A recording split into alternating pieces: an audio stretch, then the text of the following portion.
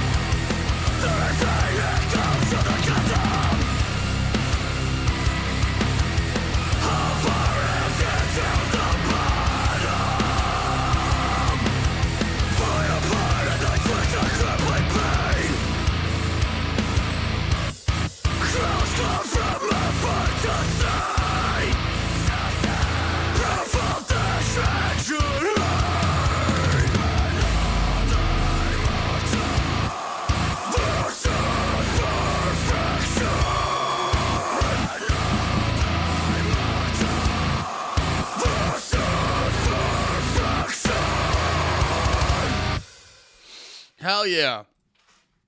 Hell yeah. Earth Groans, Chasm, good goddamn time. I like that a lot. I like that because they have I was trying to find the words for them. It reminded me of this other band we talk about a lot on Drag the Lake, Capra. Shout out Capra. We've had a lovely back and forth with them online, and we had their guitarist, I should say, Tyler, on the podcast and shit. So much love for Capra over here. But Capra is cool because there's like hardcore bands where if you take like a Knocked Loose or people like Knocked Loose, they have this. They have like this large production energy to them, and then you have bands like Capra. And a more popular band, other people may know, is like Kubla Khan. They're in a similar sect, but they have that bare bones feel to them. Capra's like that, where they're kind of like hardcore, but they're a little more punk rock oriented. And Earth Groans is kind of in that vein, where they have this like bare bones energy. It's not a whole fucking to do. It's just like, it just sounds like some motherfuckers coming at you with some shit. And I like that. And I like the energy a lot. I like a lot of the shit that they were doing. Obviously Knocked Loose rules. But I also like hardcore bands that sound like they got one guitarist, cuz that's a whole different endeavor. It's really easy. I don't want to say easy and sort of discount what they do. All hardcore bands that put out good music, or even the bands that put out really bad music, are still working hard. So I don't want to discount all the hard work that they do. But I feel like a different level of, now Earth Groans may have two guitarists. I don't know, but they come off like a hardcore band with one guitarist. And I enjoy that on a different level, because the creativity you're forced to come out with one guitarist is, on a different level, is a special thing. It makes, listening to these bands a lot of fun.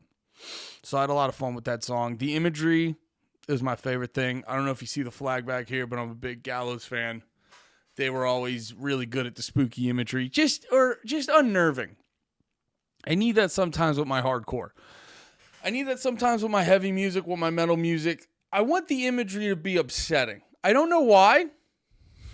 If I knew why, I don't know. I wouldn't have bought so many mental health books on Audible if I knew why. But I don't know. And when I watch videos like this and I see spooky, unnerving imagery, it feels nice. I don't know why that happens, but yeah, all in all, this song had the full package. It was very good. It was very intense. It was very they kind of bounce back and forth from sort of a more technical, like deathcore-ish. I wouldn't call this song deathcore at all, but songs sometimes have this ebb and flow to them, where they kind of, we're going to be a little punk rock right now, we're going to be a little deathcore right now, we're going to be a little hardcore.